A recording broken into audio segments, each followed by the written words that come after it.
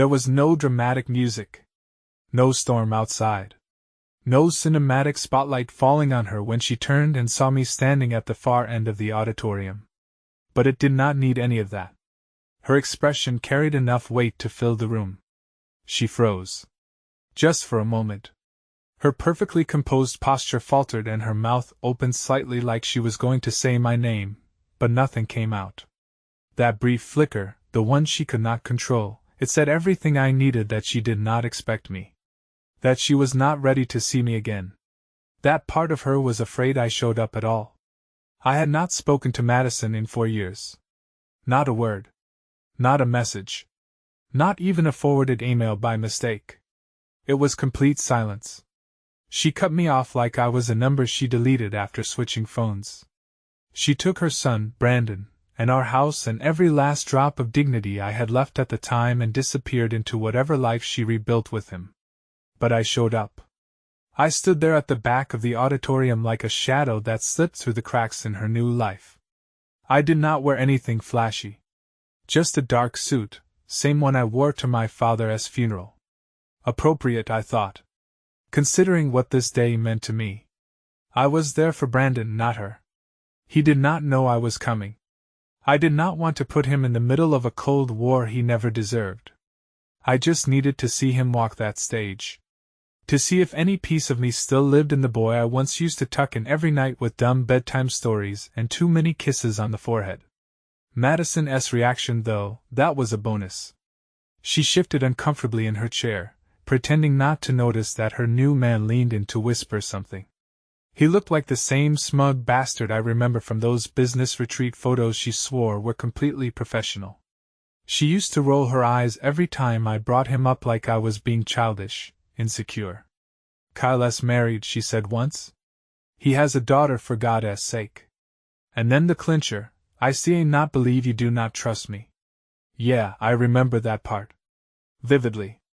4 years is a long time to sit alone with silence. You go numb for a while, then the numbness turns into something else. It chews on you slowly: regret, self-doubt, humiliation. I went through every stage of self-blame. Maybe I was too distant. Maybe I worked too much. Maybe I did not hold her enough or laugh at the right jokes or say the words when she needed to hear them. But you know what? After a while, the fog clears. You start seeing things as they are. Not as you wanted them to be. She cheated. Not physically at first.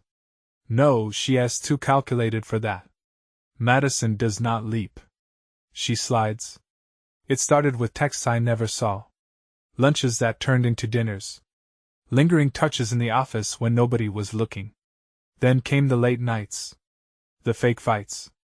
The distance she created just so she could blame me for it. She made herself a victim so she could get out clean.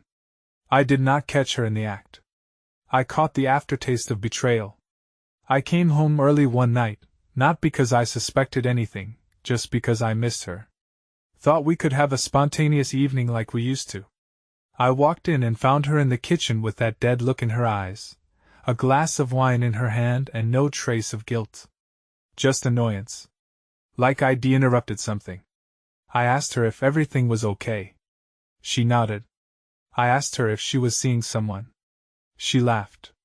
Then I asked her to tell me the truth, and she turned it back on me. "You read being paranoid," she said. "Why are you always so insecure? God, it's exhausting." She made me feel small. Like I was crazy. Like the cracks in our life were all because I imagined them. And I believed her. For a while. Until I found the receipts. Literally. A folded napkin from a restaurant I'd never heard of. A handwritten note in her purse that said last night was perfect, okay. A necklace she never wore in front of me tucked at the bottom of a suitcase she forgot to zip all the way. I did not confront her that night. I waited. I waited weeks watching her lie to my face with ease, smiling at me with the same lips that whispered to someone else behind my back. And then one morning she simply said she was done. No fight. No confession. Just done. Packed 2 bags. Told Brandon it was temporary. Took my heart and walked out like it was a lease that ended early. And now she was here. 4 years later, wearing her smile like armor sitting next to Kyle with her legs crossed and her hair pulled back in that polished, untouchable way she always wore it when she wanted control. She looked at me. I looked back. And I did not look away. I did not move from the back of the auditorium. I stood like a ghost pressed into the shadows watching her pretend to be someone's proud mother while Kyle leaned in just a little too close, his hand barely grazing her thigh. She did not flinch. Did not pull away. Just tilted her head, whispered something and let out that laugh. That laugh, the one she used to save for me. But it was hollow now. I could hear it even across the distance. It used to be warm, full of life. Now it was sharp, controlled, performed. My chest felt tight, not because I missed her God. No, but because I remembered what it was like to love someone who never truly loved you back. Not in the way they should. Not in the way you love them. It's a strange feeling realizing the person you shared your life with was only ever halfway and that all the deep talks at night, the promises, the tears, they were rehearsals. Warm-ups for a better act. You thought you were building a future together, and they were just passing time. My eyes were not on her for long. Eventually they found Brandon standing in line with the other graduates, nervous and fidgeting with his tassel scanning the crowd. He had not seen me yet. He looked older, taller. He used to have that lopsided grin, but now his smile looked tighter like he'd taught himself to smile less. Or maybe he just smiled less since I left. I wondered how much Madison had told him. I wondered what version of me she'd built in his mind over the last 4 years. I would not put it past her to twist it. She was always good at that, turning a half-truth into a whole story. She'd always been the type to cry first in an argument to make you feel like you were the one being unreasonable just for asking a question. Manipulative in the quietest way. That's what made it so dangerous. There was never a big explosion. Just erosion. You'd wake up one day and realize you were buried beneath her disappointment. Back then, after she left, I tried reaching out. For Brandon, not her. I texted, called, sent cards, birthday gifts. I even drove 6 hours once to try and see him. She did not answer the door. She never let me explain. Never let him talk to me. She poisoned the well from the inside out, and I was too far away to stop her. And when the silence became normal, I broke. I let it happen. I could have fought harder. I know that. But when someone's erasing you every single day, piece by piece, and telling your child a story where you read the villain, it's hard to keep showing up just to get punched in the soul. I convinced myself he'd deconfine me when he was old enough. When he started asking questions. Maybe today was the start of that. Then the lights dimmed and the announcements began. A voice echoed through the auditorium, calling names, and I stood straighter. Brandon was 3 names away. She still had not seen me again. But Cal had. He spotted me from the corner of his eye, did a double take and leaned in toward Madison again. She turned her head, followed his glance, and that's when it happened again, that shift in her expression. This time not fear. Not surprise. Annoyance. As if I had no business being there. As if this moment was not mine too. She turned fully in her seat and looked right at me. Eyes narrowed. She did not wave this time. Did not smile. Just stared. Like she was waiting for me to leave. Like this was her show and I was crashing it. And maybe I was. But I did not come this far to back down. The announcer called Brandon's name. The crowd clapped. He walked. And just before he stepped off that stage, he saw me. He stopped walking. Just for half a second. And in that half a second, I swear to you, the world cracked open. He froze. Mid-step. One foot still on the stage, the other hovering just above the ground like he could not decide if he wanted to keep moving forward or turn back. Brandon's eyes locked onto mine. And in that brief, silent exchange, I saw something shift. Recognition. Then confusion. Then anger. No, not quite. Not yet. It was something messy. Something raw. Like watching a memory surface all at once, uninvited, unwanted, but undeniable. He had not seen me since he was 14. I kept a picture of him from that age in my wallet, goofy smile, braces, that Star Wars hoodie he wore even when it was 90 degrees out. Now he was almost a man standing there in a graduation robe and the hoodie was gone. But that same flicker of hurt in his eyes, my eyes, was still there. He looked at me like he wanted to say something, like he almost did. And then Madison stood. She moved with this calculated grace, the kind of poise that's designed to draw attention without looking like it's trying. She walked right up to the edge of the aisle and clapped louder than anyone in her row, like she was reminding the room and maybe Brandon too that this moment was hers. He hesitated, glanced at her. Then at me. Then he stepped off the stage and disappeared behind the curtain. I sat down. My knees were shaking harder than I wanted to admit.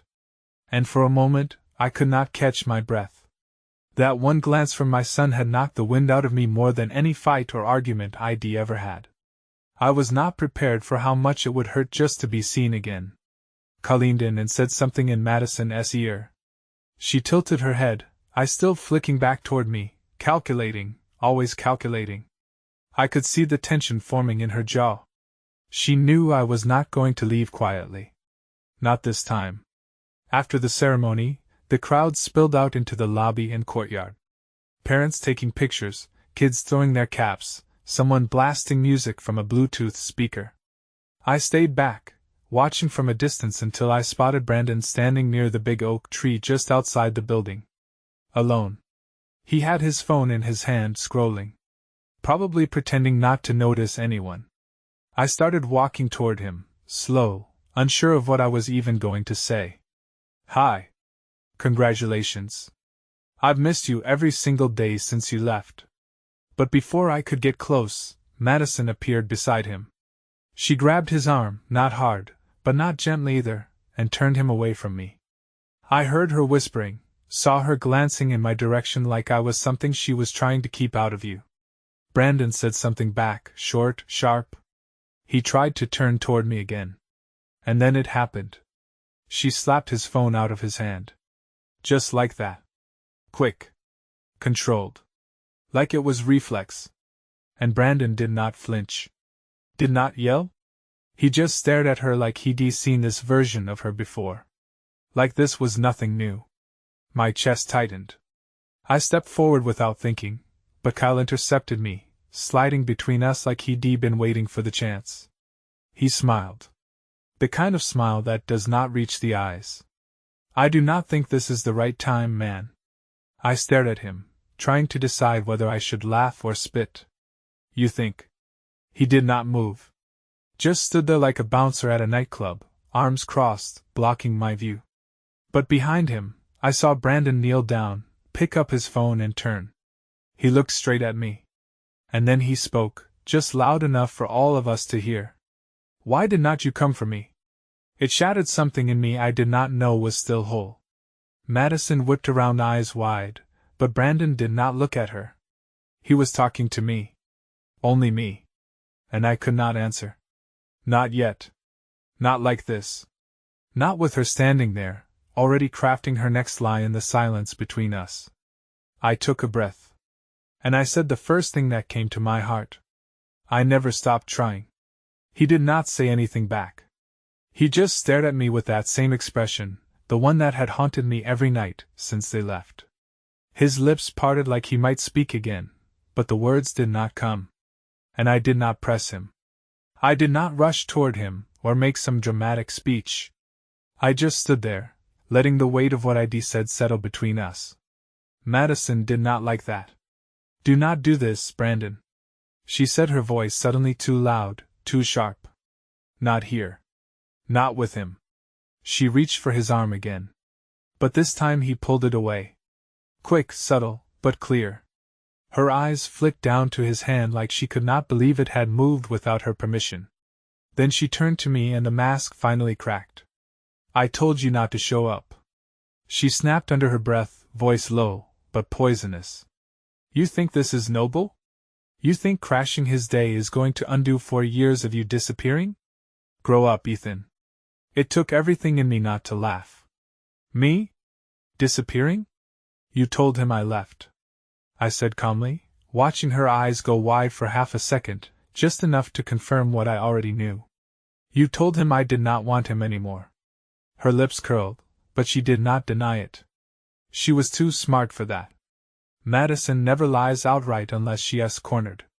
Her power is in omission, in misdirection, in making you feel like the crazy one. I told him what he needed to hear, she hissed. You do not get to rewrite history now that you feel guilty. I stepped closer, careful to keep my voice even. History does not need rewriting. Just the part you erased. Kyle was still standing between us, looking more and more uncomfortable, shifting like he did not quite know whose side he was supposed to be on anymore. Brandon was silent, watching, his expression unreadable. Madison turned to him then, switched tones like flipping a switch. Sweetheart, she said, laying a hand on his shoulder, softening her voice with practiced ease. This is not the place. Let us go. We'll all talk about it later, just us. You do not need this drama today. And that S when Brandon finally spoke again. I think I do. She blinked stunned. Just for a moment. Then her mouth flattened and that sharp, commanding edge crept back in. He does not get to drop back into your life now and pretend he is Father of the Year. You have no idea what he put me through. What we went through. But Brandon did not flinch. He looked at me, then back at her. I know you lied. He said quiet, but clear. Madison's face went pale. Even Kyle shifted awkwardly, pretending to check his phone. I saw the emails, Brandon added. The ones you sent to Nana. The ones where you said Dad did not need to be around anymore. You said it would only confuse me, that he was better off letting go. Madison looked like someone had poured cold water down her back. She opened her mouth, probably to deny it or spin it or throw something back at me. But for once, no words came out. Brandon stepped around her and walked toward me. Each step he took felt like gravity shifting back into place. He stopped in front of me, arms crossed, and said, "You got time now?" I nodded. Always. He gave the smallest nod, then turned to look at Madison just once. I'm going to lunch with Dad. And then just like that, he walked past her. The silence that followed felt loud. She did not move. Did not chase. Just stood there watching as the part of her life she controlled started slipping away. And for once, she had no script left to read from. Kyle muttered something about giving them space and disappeared back into the crowd. I stood next to Brandon, my son, taller now, stronger. And for the first time in years, I did not feel invisible. We did not say anything else right away. We just walked. We did not talk for the first few minutes. We just walked. The sun had started dipping behind the parking lot treetops, casting long shadows over the sidewalk. Brandon had his hands in the pockets of his graduation gown, walking beside me like this was something we'd always done. As if 4 years of silence had not stretched between us like a canyon I'd never believed I could cross. I glanced over at him. He did not look angry. He did not look at peace either. Just tired. Tired in the way you get when you finally find out something you always suspected but hoped was not true. I let him lead the way. A few blocks down from the auditorium we found a diner, cheap, half-empty, red leather booths with too much sun-bleached plastic on the menus. He picked the corner booth and slid in. I sat across from him, unsure of what I could say that would not sound like a cliché or an excuse. He broke the silence first. I kept waiting for you to come back. It hit me in the stomach. I lowered my eyes. I tried, I said, voice low. I reached out every week for months. I emailed your school. I showed up to the house twice. Your mom never let me near you. She said you gave up? I looked up and met his eyes. Never. The waitress came and took our orders. We barely noticed her. When she left, he leaned forward, elbows on the table. She made it sound like you were the one who ruined everything. She said you checked out, that you did not care anymore. I could feel my hands curling into fists under the table, not out of anger toward him, but because the lies I had imagined for years were being confirmed word for word. She'd said those things. She'd poisoned the well like I feared. Like I knew. She started saying things after she met Kyle, Brandon continued. She changed. It was not overnight. She just started acting like anything that came before him did not matter anymore. I nodded slowly. That's what she does. He looked at me sharply. Why did not you fight harder? I mean, if you knew she was doing that. That question broke something open in me. I did fight, I said louder than I meant to. I took a breath and dropped my voice. I fought until I ran out of things to break, until lawyers told me it was not worth it. The trying to see you would just drag you through the middle of a custody war, and she'd win anyway because the system leans toward the mother, especially when she lies well enough to sound convincing. He was quiet for a while. She said you cheated on her? I laughed, not out of amusement. Just chalk. Me? She really said that? He nodded, looking uncertain now. I did not believe it, but she said it like it was obvious. Like that's why she had to leave. She cheated, I said bluntly, with Kyle while we were still married. I found the receipts, the late-night texts, the overnight conferences. She left the day after I told her I knew. Brandon leaned back, arms crossed. Jesus, he muttered. I let the silence settle again. Neither of us touched our food when it arrived. We just sat in the echo of all the years lost, trying to find some footing. I wanted to tell you, I said, every day, but I did not want to turn you against her. I thought maybe if I stayed silent you'd come find the truth on your own. I did not want to turn you into a weapon. I just wanted you to be okay. He looked out the window for a while, jaw clenched. I'm not okay. I know. He turned back to me, and there it was, the part that hurt most. Do you still love her? It felt like a trap. Like a test. But I did not flinch. No. I do not think I ever really knew her. I loved an idea. I loved what I thought we had. But who she turned out to be. No. That woman, no. She did not just break my heart. She tried to erase me. She used you to punish me. He nodded slowly. Do you hate her? I thought about that. I do not know. Some days, yes. Some days I just feel sad. I think that's worse. Brandon looked down at his plate, untouched. I feel like my whole life was a lie. No. I said. She lied. But your life was not a lie. You were loved. Every single day. Even when you could not hear it.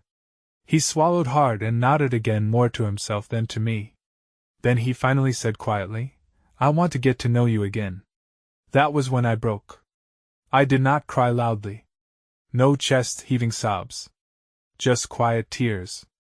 A slow release of something I did not even realize I'd been holding in for years. He reached across the table and rested his hand on mine. And for the first time since the day she walked out, I felt like a father again. We sat there in that faded booth while the fluorescent lights buzzed faintly overhead, and the smell of burnt coffee lingered around us. Neither of us spoke much after that. We did not need to. Something else hung heavier in silence than they ever could in words. But something shifted between us. Something deep. It was not forgiveness, not yet, but it was the beginning of something. The start of a bridge being built, planked by shaky plank, across a chasm 4 years wide. After a while, Brandon pushed his plate aside and said, She's going to lose it when she finds out I stayed with you. I nodded. Probably already is. He let out a humorless chuckle. You think she'll try to stop me from seeing you again? She'll try, I said, honest. But you're not a kid anymore. She not hide behind court orders or school staff or voicemail anymore. You get to choose now. He looked out the window again, tapping his fingers against the table like he was trying to organize his thoughts. She'll say you turned me against her. She said I turned you against her the day she left, I replied. There's no win with her unless you play her script. You know that now. He did not answer, but he did not disagree either. We finished our food, or at least moved it around enough to make the waitress think we had. Then we walked out into the parking lot. The late sun was sinking into the horizon. The sky a dull bruised orange, and I knew this day had changed something. Not just for me. For him too. Before we reached my car, Brandon stopped and pulled out his phone. He looked at its side, then turned the screen to show me 16 missed calls. 9 texts. All from her. I did not even have to read them. I could guess. Where are you? Yuri making a mistake. He manipulating you. Call me now. This is exactly why I left him. Do not trust him, Brandon. You do not know everything. He looked up from the screen. She never used to text like this. She always said she trusted me to make my own decisions. I raised an eyebrow. That's what control looks like when it starts slipping. He looked at the phone again, then turned it off. She always said you were dramatic. He said you could not let things go, that you like to make scenes. I smirked. Did I make a scene today? He shook his head. No, you just stood there. We drove in silence for a while after that. I did not push him to talk. Did not ask him questions. I let him have the space. That was the difference between her and me. I wanted him to have air to breathe. She wanted him to breathe her. Eventually we pulled up outside the motel I booked. It was not much, just a roadside place with flickering neon and vending machines full of expired snacks, but it was all I could afford after what the divorce did to my finances. Brandon looked at the building, then at me. Yuri staying here? Yeah, I said. It is temporary. He did not respond right away. Then he said you could come stay at Nana's. She's got a spare room. She's been asking about you since forever. I blinked. She still talks about me. All the time. She never believed Mom either. That hit harder than I expected. Madison had cut me off from her entire side of the family. I'd assumed they believed whatever story she fed them. To know someone saw through it, stood on the other side quietly, waiting. It meant more than I could say. We sat in the car for a while. The windows fogged slightly from our breath. Finally, Brandon looked over and asked, "Do you still have any of my stuff?" I reached into the glove compartment and pulled out a photo. Dog-eared, faded at the edges. Brandon, age 9, missing front teeth, holding a trophy half his size after winning a Little League game, me kneeling beside him mid-laugh, arm around his shoulder. He stared at it for a long moment. I remember this day. That's game of your season, I said. He smiled, and for the first time since we reunited, it reached his eyes. Then after a pause he asked the question I'd been dreading, but also hoping for. Do you want to come with me tomorrow? I did not even have to ask where. To her house. The place I had not stepped foot in since the day she left. The place she tried to erase me from. I met his eyes. Yeah, I said. Yeah, I think it is time. The next morning, I woke up before the sun rose. Could not sleep. My body was still, but my mind was sprinting laps. I sat on the edge of the motel bed, staring at my packed bag, thinking about the last time I stood in that house. The smell of coffee and lavender soap. The tiny scratch on the hallway wall where Brandon once crashed his scooter indoors, even though Madison told him not to. The photo frames, most of them gone now, I imagined. Erased. Rewritten. I met Brandon 2 hours later outside the diner. Same hoodie as yesterday, hands in his pockets, like this was just another normal morning. Except it was not. Today we were walking into the lion's den. Voluntarily. He did not say much on the drive over. Neither did I. Some silences are made of glass. You speak, you break them. So we did not. The road twisted through familiar turns. The closer we got, the harder my hands gripped the wheel. When we pulled into the driveway, I saw her car. Parked crooked, like always. And there he was, Kyle.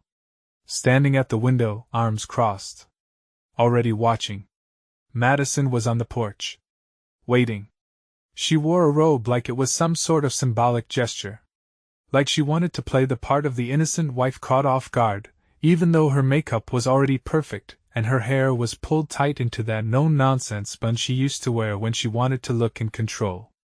As we stepped out of the car, I could feel the shift.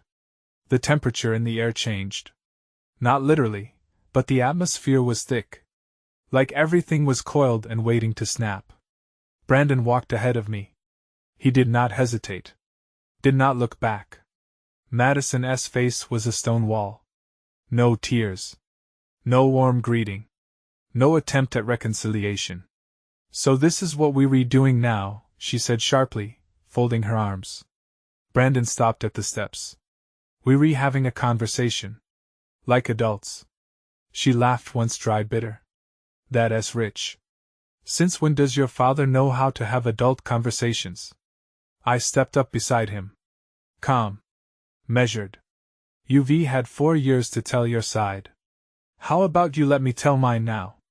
Her eyes narrowed. You had your chance. No, Brandon cut in firm. He did not. You made sure that she turned on him like a whip. Excuse me? You lied. He said, voice steady. You lied to me for years. You told me he walked out, that he did not fight for me, that he moved on like we did not matter. She scoffed. I protected you. Brandon's hands clenched at his sides. You protected yourself. That stopped her. Just for a breath. Then, as always, she regrouped fast. I did what I had to do. You were a child, Brandon. He was toxic, manipulative, always playing the victim, always needing everything to be about him. I stepped forward. I begged you to go to therapy. I offered to fix things. I cried in front of her son, Madison. You remember that? Her mouth twitched. You were weak. That word landed like a slap. Brandon turned to me, then back to her. I read your emails. I saw how you lied to Nana. How you said I had just better without him. Like I was some dog getting rehomed. Madison's lips parted. Shock maybe? Or panic? But she could not deny it anymore. You told me he did not try. Brandon went on. But he showed me the records. The legal stuff. The letters you never let me see. He never stopped trying. Kyle opened the front door then, clearly trying to defuse the tension. Mads, maybe we should all just... She shot him a look so sharp it could have split concrete. Not now, Kyle. Brandon took a step forward toward the door. I'm not here to scream, he said. Or fight. I just want to get my stuff. The stuff that was mine before you decided to erase him. Madison's voice cracked a little now. Why are you doing this? Because I'm done pretending you were the only one who cared, he said. I'm not a kid anymore. And I get to choose who I believe. Who I want in my life. She looked at me finally. Not the performative glare. Not the forced smile. Just raw, unfiltered hatred. You always find a way to crawl back, do not you? I did not crawl, I said. I was invited. The silence that followed was brutal. No yelling. No grand explosion. Just truth. Finally standing in the room where it had been locked out for years. She stepped aside. Brandon entered the house. I waited by the door. And for once, she did not stop him. I stayed in the doorway while Brandon walked through the house like a stranger retracing old memories. He moved carefully like the walls might crack open and spit him out if he touched the wrong thing. I watched his shoulders tense as he passed the living room, the place we used to build pillow forts and fall asleep watching cartoons. Now it looked like a showroom. Sanitized. Staged. The kind of place where nothing real happens. Madison lingered behind me. Arms still crossed. Eyes boring into the back of my head like she could will me into disappearing. But she did not say a word. Not anymore. Her silence was not surrender. It was strategy. That's how she worked. Never scream when you can smother. Your trophies are gone. Brandon called from the hallway and my photo wall. He trailed off. I stepped inside just far enough to see the hallway wall once covered in pictures of his birthdays, school projects, summer trips empty, just freshly painted beige, not even a nail hole left behind. Madison spoke finally, tone clipped. You outgrew those. We redecorated. You mean you did? He said without turning around. He disappeared into his old room and I could hear drawers opening, soft thuds, boxes shifting. I stayed in the living room. The air in there still smelled like lemon cleaner and cold silence. Kyle appeared again, holding a glass of water like it gave him a reason to exist. He looked at me with the kind of discomfort that comes from being complicit and suddenly realizing it might cost you something. You know, he said quietly. Maybe it's better for everyone if you just let things settle again. Let him calm down. I looked at him. This man who stepped into my life like a vulture swooping down on a dying animal and smiled without warmth. Is that what you told yourself when you started sneaking around with her? His eyes flinched. Barely. But I saw it. That was not. You were in our house, Kyle, our bedroom. You think I did not know? He straightened like he might puff himself up. But his voice stayed low. She told me you two were done. That she was just staying for Brandon. She told me a lot of things too. I said, turns out none of them were true. Kyle glanced toward the hallway where Brandon's door was cracked open. And something about his body language shifted. He was nervous now. Not about me, about him. He could feel the foundations slipping beneath his feet. I did not come here to fight. I added, but I'll tell you this. If you try to stand between me and my son again, you would not like how it ends. He did not answer. He walked off. Madison sat on the edge of the couch like she was preparing for trial. Legs crossed, fingers twitching, watching me. You think you've won something, do not you? She said, voice cold. I did not win. I said, I just survived. You do not know what it's been like. She snapped. Being the one who had to hold it together. Do you think it was easy for me carrying everything while you collapsed into your own self-pity? I had to lie because you were too broken to be a parent. I laughed quietly. You did not lie to protect Brandon. You lied because the truth would have made you look bad. I built this life. She barked, standing now. While you were wallowing in your guilt and failure, I was raising him, feeding him, teaching him to be strong. You taught him to be afraid of the wrong person. I said, and now he sees it. She stepped closer, face inches from mine. Voice low and trembling with rage. You're not a hero, Ethan. You're a sad, bitter man with nothing left. Do not confuse pity for forgiveness. I leaned in just enough so she had to meet my eyes. I'm not looking for forgiveness from you. I'm building something with him now. Something you see, not control. Just then, Brandon appeared in the hallway, carrying a box. He stopped when he saw us. Locked in that still silent war. I'm ready, he said. Madison turned to him, voice instantly softer. Bran, please do not go like this. He did not look at her. I'm going with Dad for a while. We'll talk later. Maybe. She stepped forward. He stepped back. Do not make me the villain, she said, desperate now. You did that to yourself, he replied. But I'm not here for revenge. I just want truth. And then we left. She did not follow. She did not scream. Just stood in the doorway like a statue, watching her house lose its shape. Brandon slid into the passenger seat, setting his box gently on the floor. We drove away slowly, the house getting smaller in the mirror. I never thought I'd say this, he muttered. But I feel lighter. I did not say anything. But I felt it too. That drive was quiet in the best way. Not the kind of silence where you're scared to speak. Just a calm one, the kind you only get when a heavy door finally closes behind you. We did not rush. Windows down. Spring wind rolling through. The kind of breeze that reminds you things are changing. Even if you're not ready to believe it yet. Brandon rested his head against the window. And I could tell he was unraveling everything that had just happened. Not angry. Not sad. Just thinking. Sometimes that's worse. Because you realize there's no going back. She's not going to let this go, he said after a while. I know. She'll text me. Call. Show up at Nana's. Try to spin it again. I glanced over. She might. But this time you already know the game. He did not say anything. Just nodded slowly. I could see him putting the pieces together, the version of his mom that he knew with the version he saw today. It's hard watching someone fall off the pedestal you never realized you built for them. When we got back to my motel, he helped me carry the box into my room.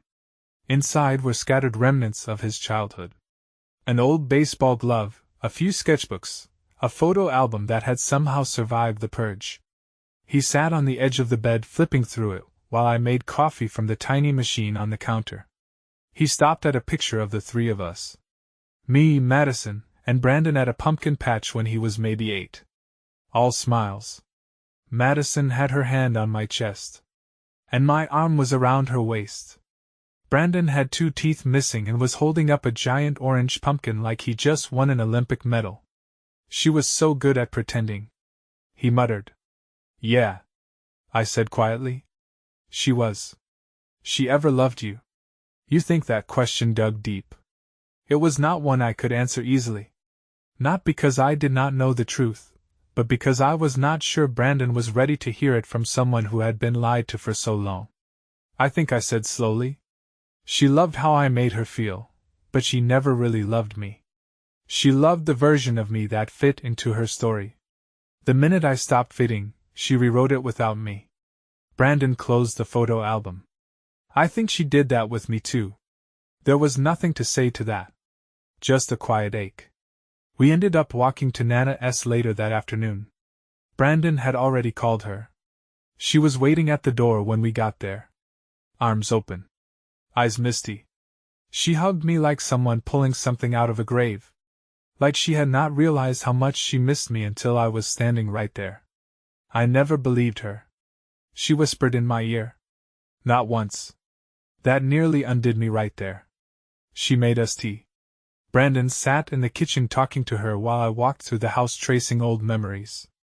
Photos of Brandon still lined her shelves. Pictures of me too. She had not taken them down. I do not know why that hit me so hard. But it did. Proof that I had not been erased everywhere. Later, after Brandon settled in for the evening, I sat on the back porch alone. The sun was sinking behind the hills and the sky was stained purple and gold. I could hear faint laughter from the kitchen. Brandon and Nana talking about something she'd burned for dinner years ago. My phone buzzed. It was her. Madison, one new message. You're really proud of yourself, are not you? He'll come crawling back when he sees you have not changed. Enjoy the moment while it lasts. You're still the same pathetic man I left. I stared at the message for a long time. Not because I did not expect it, but because I realized it did not sting anymore. There was no temptation to reply. No urge to fight back. No need to explain anything. She could scream into the void for the rest of her life if she wanted to. I was not going to be part of it anymore. I set the phone down, leaned back in the old porch chair and let the wind blow through the silence. Brandon chose truth. I chose peace. And she chose neither. And that was finally, blessedly, no longer my problem. A week passed. Not long in the grand scheme of things. But when you've spent 4 years suffocating under someone else's version of your life, 7 days of clarity feels like breathing for the first time. Brandon did not go back to her house. Not once. Madison sent messages. First guilt, then anger, then a half-hearted attempt at kindness. When those did not work, she flipped back to rage. The same cycle, always the same. And he watched it all with this calm detachment, like someone finally realizing the puppet strings were never tied to love. Just control. We spend our days doing nothing monumental, just existing. Driving nowhere in particular. Talking about old shows he used to love. Trying not to force the bond, but letting it come back like muscle memory. And it did.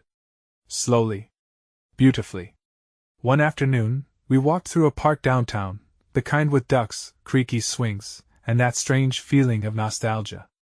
Even if you've never been there before, Brandon sat on a bench and said, I used to dream you'd show up. I sat beside him quiet. I'd imagine you just walking through the front door one day. He said, not to fight with her, just to take me with you. I did. I said in my head 1,000 times I hated you for not doing it. I hated me too. He looked over. I do not anymore. I wanted to say thank you, but I did not. Instead, I just reached over and rested my hand on his shoulder. There was more healing to come. Years of it, probably. But for the first time, we were not moving apart. We were finally walking the same road. That night, we packed up my things from the motel and brought them to Nana's house. she insisted. Said she'd always save that room for me, even if she never thought I'd use it again. The bed was too soft, the walls too floral, but it was warm. It was home. A word I had not let myself use in a long time. Madison showed up once. The third day. She did not come to talk, she came to reclaim. She stood at the edge of Nana's driveway in heels too high, makeup too perfect, arms crossed like she was waiting for an apology. Brandon went outside. I watched from the window. She said something. He shook his head. She raised her voice. He turned away. And that was it. No big blowout. No screaming. Just an ending. She did not come back after that. And it did not matter. Because something bigger happened. Brandon asked if he could stay longer. He was supposed to leave for college orientation soon, but he said he needed more time with me first. Not because he did not want to go, but because he wanted to start the chapter clean. I do not want to carry her voice into it, he said. I want to carry yours. I nearly broke right there. We spent that last weekend building a bookshelf together. Random project. Nothing fancy. Just screws and pine wood and coffee-fueled conversation. But it meant everything. On the final night before he left for orientation, we stood in the kitchen packing snacks. Nana slipped extra granola bars into his bag, scolding him for not liking vegetables. It was the kind of moment I thought I'd never have again. Domestic. Simple. Real. At the door, Brandon hugged me tight. Longer than I expected. "You're not just my dad," he said. "You're the man I want to be." I could not speak. Just held him harder. As he drove off, I stood on the porch with a weight in my chest that felt nothing like sadness. It felt like peace. Like closure. Like something sacred returning. And later that night, while Nana slept and the world fell silent, I sat in that floral guest room holding an old photo of the three of us. And I did not feel anger. I did not feel betrayal. I felt gratitude. Because the truth survived. And so did I. If you're reading this and you're in the thick of it being lied to, shut out, turned into a villain, do not give up. Do not let the silence convince you you're unworthy. People can rewrite the story, but the truth has a way of coming back. It did for me. And I'll never let it go again.